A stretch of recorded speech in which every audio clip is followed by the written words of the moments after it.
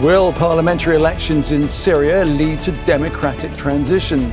The country has held its first vote since Bashar Assad's overthrow. The new parliament is due to pass a new constitution. But with Syria still facing challenges and some minorities excluded, will this poll serve any purpose? This is Inside Story.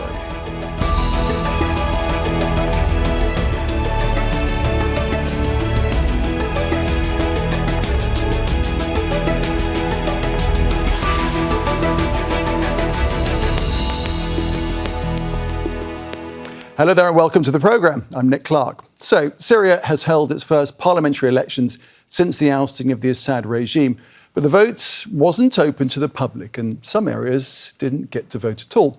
Instead, local committees selected members for 2/3 of the seats in the newly created People's Assembly, while the rest will be appointed by the President Ahmed Al Sharaa. But despite some criticism, Syria's leader says these elections are necessary for the post-war transition and for Syria's new constitution. So, after nearly 14 years of civil war, will this process lead to a democratic transition? We'll get to our guests in just a moment.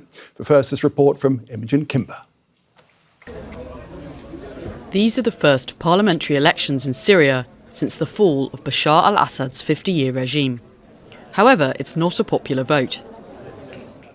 Electoral colleges selected by district committees are voting for 2/3 of the seats in the People's Assembly.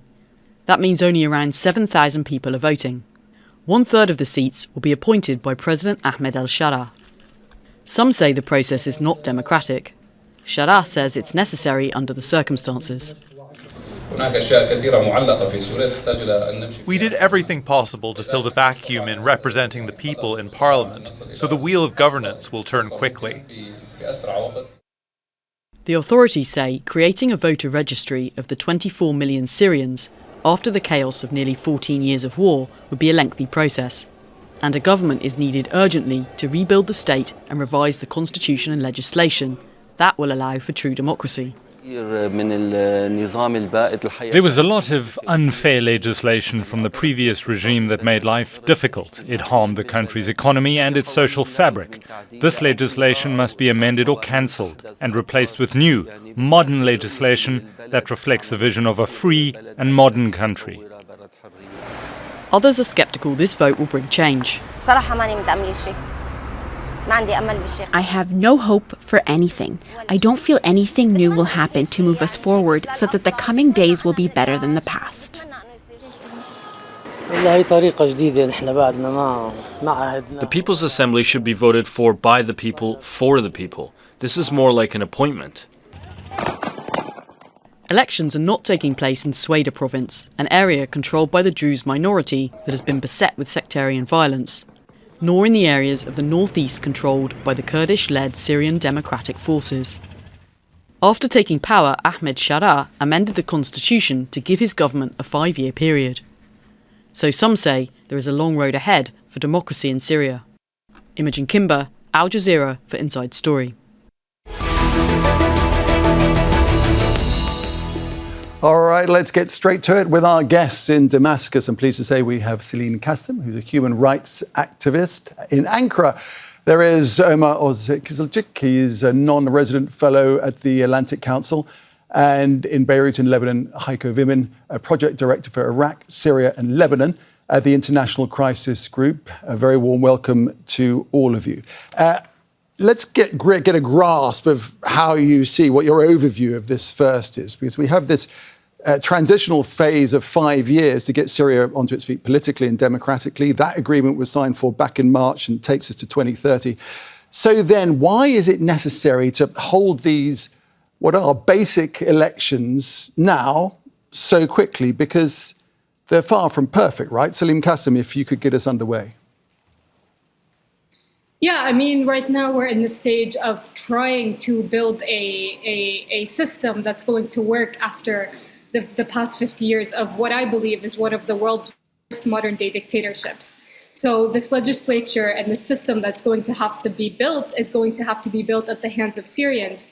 And I think that this is the closest thing that we can get to that. Unfortunately, with how things are, with half of our population is displaced, whether that's internally or externally, This is the reality that we face today. People don't have addresses. People don't have their homes. So a kind of full democratic, election is going to be very, very far from where we are today. And that is very unfortunate. And this is kind of a step-by-step situation that we are going to witness today. Okay, Heiko, do you agree with that? It's a step-by-step process.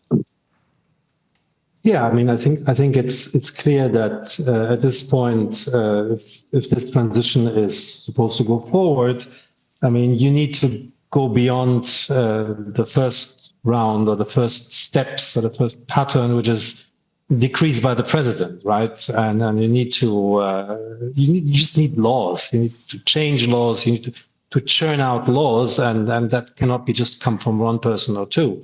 So this is a first step in the right direction. And I agree with the idea that, like in a country where half of the population was either displaced or fled the country altogether, I mean, if you would have popular elections like you have them in many other places, that would probably not lead to much good. And it could indeed lead to a lot of disputes that could get out of control even.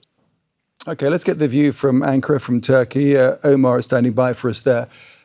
What do you think about it? Because the wheel of governance will turn quickly, says President Al Sharaa. But what if this is a step down the path towards a consolidation of power and potentially autocracy? I mean, we can look at this from different perspectives, but there are definitely, the entire process is not a perfect one. It is a solution the best the Syrians could came up with under these difficult circumstances. It was elaborated by Celine just earlier. But we also can look at the results of the election process so far and who was elected and who wasn't. So what appears very clear is that former members of Hayat Tahrir Sham and people associated with Hayat Tahrir Sham are quite a small minority within the new parliament. So it appears that the people who are most loyal to Ahmed Sharaa are not a strong political power within the new Syrian parliament. Secondly, we see, when we look individually, some names like Mazin Galas or Kenan Nahas. Mazin, who was imprisoned by Hayat Tahrir Sham some years ago for opposing the Hayat Tahrir Sham governance in Idlib. Now he's a parliament member. Kenan Nahas, who was from 2017 to 2021, maybe the fastest opponent of Ahmed Al Sharaa personally, he has now become a parliament member. So the results show us that the level of interference from the Syrian president into the election process was quite limited, and that people opposing Ahmed Al Sharaa on an ideological political basis were able to get a membership in the Syrian parliament, which is quite refreshing to see. All right. And Celine, don't want to get into the weeds of this too much, but despite this not being a popular vote involving the whole population, the election is being seen, rightly so, as a barometer of just how serious the administration is about inclusivity of everybody, of all minorities, especially women. What's your take on that, given what we're seeing? I mean, yeah, I think from the numbers of what I understood up until now, there are 6 women, which is unfortunate, but that also is based on, the participation of if women wanted or had the will or the ability to be a part of the system. And I think that right now, a lot of, the basic population, women that have lost, their kids or their husbands during this long war, maybe their priorities are different. And that's unfortunate, but it is the reality today. And they are caretakers of their homes while the husband has been killed or detained or disappeared by the Assad regime. So that is unfortunate. And again, we would hope to see more and more in the third that is going to be elected by the president, and that we will come to see. Yeah, I just want to stick with you, Celine, for a moment, because as far as the process is concerned and the election of women, there's supposed to be a 20% quota of women, isn't there? Yes, and I think that right now it's 14, from what I understood. Okay, and so, Heiko, from your point of view, do you think we're going to reach that point? Because the president does have discretion to appoint 70 seats, doesn't he? Yeah. He has it in his remit, in that, of course, to include minorities like women and other political divisions that we'll come into.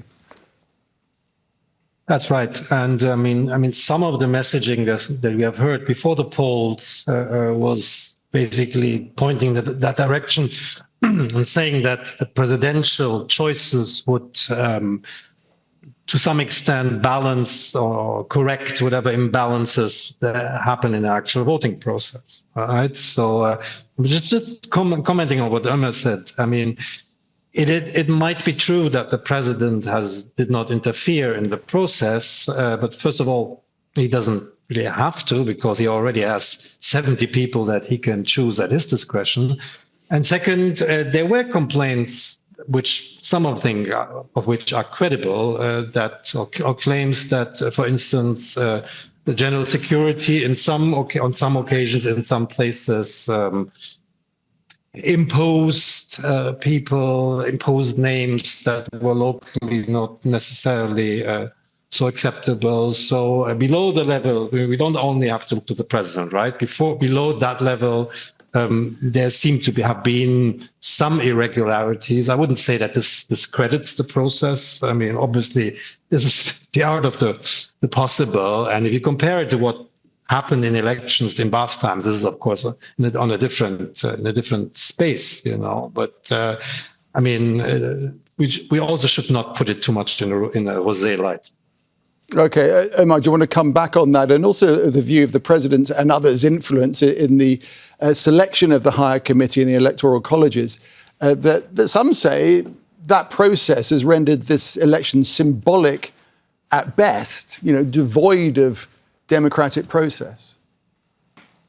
I mean, first of all, let me say that I agree. Yes, there were some reports of some minor irregularities, but these were quite limited, very limited actually, and we have not seen so far full proof that these reports are true, 100%. So we have to take these reports as well with a grain of salt. But the issue here is we are not looking in Syria into how perfect the election process is. This is an election process that's being done to have a parliament for the transitional period and to have a legislative body, because there isn't any in Syria. So what is the alternative? The alternative was a parliament appointed fully by the president or no parliament at all. So and this is not sustainable. So therefore, the current situation, albeit not perfect, is probably the best the Syrians could come up with realistically. And in regards to the made up of the election committee, if we look at the names, even the committee itself was quite inclusive, and it incorporated names from the Syrian political opposition that was harbored as the moderate opposition, like Bedr Jarmus and Enes El Abdel, which indicate from the early stages that the interference into the elections would be very, very limited, and that Ahmed Sharaa's interest and the Syrians' interest was to have as much as possible free and fair elections under these difficult circumstances. So it's not perfect, but it's quite good. Celine, not perfect indeed, but it's essential, isn't it, that the new parliament is representative of the incredibly diverse population that is within Syria? Yeah, I mean, Syria is, I believe, one of the most diverse countries in the region. I myself come from the ethnic minority of Circassians from the Golan Heights, and it's really important for all of the different components of the Syrian society to be represented in this People's Assembly. But again, there might be some difficulties when it comes to the security concerns that we keep hearing about, whether that's SDF-controlled areas or Sweda, when it comes to that. And I think that those seats are left vacant, which I believe is a very good step that they have taken to see what's going to come out of this. But yes, it is very important to be representative of all Syrians, and because all these different questions are going to in the legislature process and how this is going to be set up, and hopefully they have a say in the next coming questions that are going to come up in Syria. Okay, Heiko, we'll move on to those three regions that haven't been involved in this process in a moment. But I just want to ask you this. Al Sharaa, the president, talks about representation. And let's assume that he wholly means it. I want to flip it around. What pressures are there on him not to be representative in this? Well, I mean, Ahmed Sharaa, of course, has to contend with his bases, right? I mean, let's not forget that one day he was, or the organization he was heading was a member of Al Qaeda. They changed. They broke with Al Qaeda, and he has transformed himself quite credibly into a Syrian nationalist that is now trying to be a president for all Syrians. So, but in his popular base, all these armed factions that he forged together in Idlib, there is a very strong, very conservative Islamist, Salafist, jihadist component, and there is grumbling on that end. So there have been like splinter groups that there was a church bombing in June, I believe, where a splinter group that's aligned with ISIS apparently basically threw down the gauntlet and said, this is going to be a country for the majority, which are Sunni Muslims. So those pressures exist. He has to navigate these pressures. Also, of course, there are the counter pressures. There's very strong messaging from the outside. It's strong. I believe it should still be stronger, perhaps, that without including everybody, and shouldn't only talk about minorities, right? We should also talk about liberal Syrians, regardless of what sect or confession, who simply believe that this should be a liberal order not dominated by religion. And Sharaa has to, has work to do within his own environment to convince his own supporters that this is the way forward. And that's the thing, isn't it, Omer? To what degree do you think that Ahmed Al Sharaa is walking this tightrope actually between his own people and indeed the West? I mean, this is quite difficult. And I think that the pressure from the West on Ahmed Sharaa is more and more not taking this into consideration, because it is a very difficult balancing act that Ahmed Sharaa has to walk here. And it's a tightrope because the radical elements or the more conservative, more dogmatic elements were basically the backbone of his military force who helped him to capture the country from Bashar al-Assad. And these people, they have changed with Ahmed Sharaa, but some haven't. And the ones who haven't changed, they are now a prime target for ISIS to potentially recruit new members. And the group that Heiko just mentioned as a splinter group was in reality a front of ISIS to try to recruit former HDS or affiliated persons under a different name, as ISIS knows these people would be very reluctant to join ISIS. But this attempt failed. But there is no guarantee that this will continue to work out in the long run, and as much as Ahmed Sharaa is trying to maintain this balance. So the issue is, on one side, we have the West, who want to turn Ahmed Sharaa basically into the liberal revolutionary figure they want to see everywhere in the Middle East. They want Ahmed Sharaa to make the Western dreams come true. On the other side, Ahmed Sharaa is not that person. Ahmed Sharaa is someone who transformed from something into something new, but he is not the person that the Western countries wish the Middle East to be. And last but not least, we also have the Arab states. The Arab states don't want democracy in Syria. They fear that if there's a functioning democracy, it could be a negative example for the Middle East and their own nationals. So this is a very difficult balancing act Ahmed Sharaa has to work through. And what I think is the most important thing we have to focus on is how much can we ensure that the Syrian people are represented in decision-making processes, in lawmaking. This is the main focus that we should have. Okay, Celine, let's just take a break from very briefly from the outcome of this election, just to talk about what it means to the ordinary Syrian. I mean, the likes of us journalists and those in the international diplomatic sphere are very interested in it, of course, and talk about it a lot. But how much do these elections matter and indeed resonate with those ordinary Syrians who are just worried about rebuilding their lives, rebuilding their houses, reuniting their families, rebuilding communities and so forth. Yeah, I mean, yesterday people were very happy. People were dancing with their loved ones or their family members or relatives were elected. It's a big deal. This is the first time that any sort of representation, is happening. So people are very happy. People are, hopeful, and there's a lot to look forward. When you see the people that you were friends with or you cared about or they were with you in the revolution the past 15 years, to be a part of this People's Assembly, you feel like, oh my God, like this is someone that I know, that I trust, that has morals, that has values. So our friends are now, in this People's Assembly, and that's really cool compared to what was the People's Assembly back in the day under the Assad. Okay, Celine, that still applies to those who are, right at the, I don't want to put it this way, but at the bottom level of society, those who are just striving to put food on the table. Yes, I mean, I would hope that it does, and I think that the general public consensus continues to be optimistic because of, the international support or the continuation of, the whole world wanting Syria to succeed, wanting Syria not to separate into different fantasies of federalism or whatever.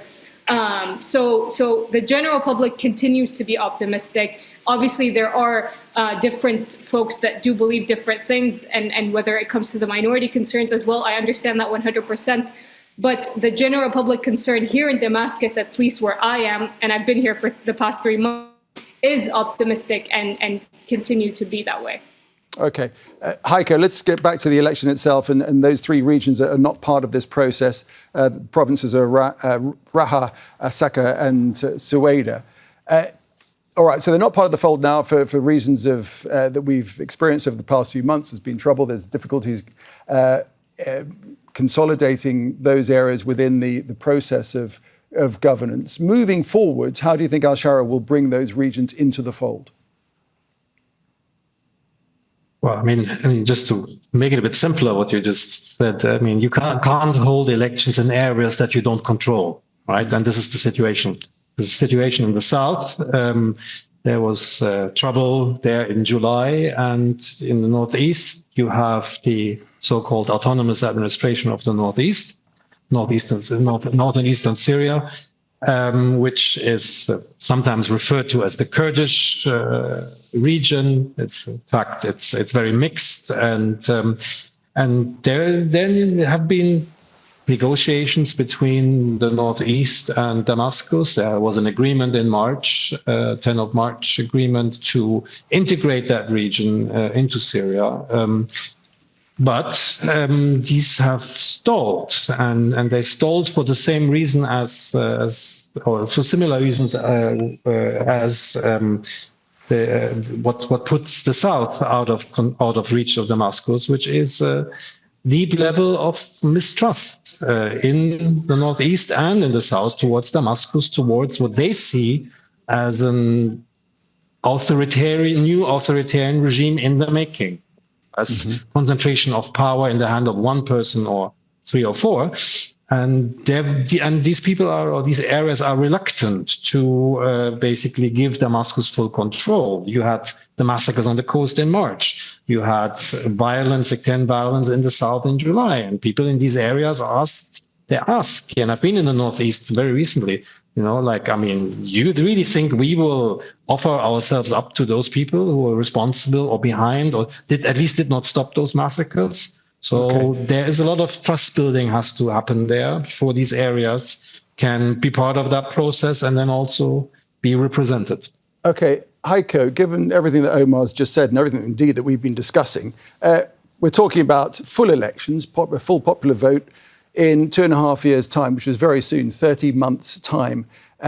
Is that even possible?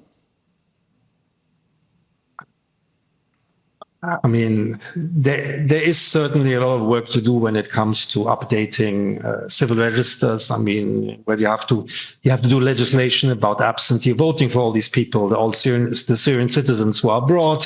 You have to get these people who are abroad often their papers back, their citizenship papers back, passports that have expired and whatnot. I would think, I mean, so far the Syrian government or Al Sharaa leadership has shown that if they want to move fast, they can. So I think if they put their mind to it, if this is what they really want to, then they can reach there. But right now, I think what is more important is that the parliament that we now have actually can function as a parliament, can actually do more than just rubber stamp laws that two or three people draw up, and actually participate in public discussions about where this country should be going. And then maybe we can have elections in 3 years that are also safe to have, that do not descend into trouble and violence, which you could have if things don't go so well for the next. Omar, just looking ahead to full-scale elections, what's your view on that? Yeah, I mean, first of all, I am not very optimistic that it will be held in the next 2 years. I think the Syrians will need more time. There are still many issues to be resolved. And here also, I have to underline one of the major aspects in regards to Northeast and Sweden. Look, if this is about the fear that the new Syrian government is not capable of maintaining order and committing massacres, these two regions were much better integrated with the Assad regime, who committed way more gross crimes than the current government did without the intent to do, at least. And they are now trying to hold the people responsible accountable. So this is not about the issue of are we safe? This is an issue about securing the own interests. Northeast is up to 80% Arab. This region is not Kurdish. And all of the oil fields in this region are located into Arab-dominated areas. In the Kurdish-populated areas, there is no oil. So the SDF wants to keep this revenue flow. They want to keep the area of their own in their own interest. They want to maximize their own presence. And they basically ask, under the guidance of decentralization, Damascus to legitimize the so-called autonomous administration of North and East Syria. A similar pattern can also be found in Sweden, where Hikmet al-Hajari is running a drug cartel and he is heavily engaged in drug smuggling. And then you have also the Israeli angle. So it is more about power politics and then other things. But there is huge pressure, and I think with the American and Turkish pressure that Damascus will be able to extend its control over North and East Syria. And I hope that the international community, the United States of America in particular, can push this progress into a direction that will facilitate more role for the Syrian people and more democracy and more representation. We've run out of time. Do appreciate all your thoughts, guys. Thanks very much indeed for joining us here. Celine, Kasem, Omer, Ozkizilcik and Heiko, Wimmen, thank you very much too for watching. You can follow how all this pans out with our ongoing coverage and of course by visiting our website, aljazeera.com. And to engage in the discussion, go to our Facebook page, that's facebook.com/AJ Inside Story. You can also join the conversation on X. Our handle is @AJ Inside Story. From me, Nick Clark, and the whole team here, it's goodbye for now. Thank you.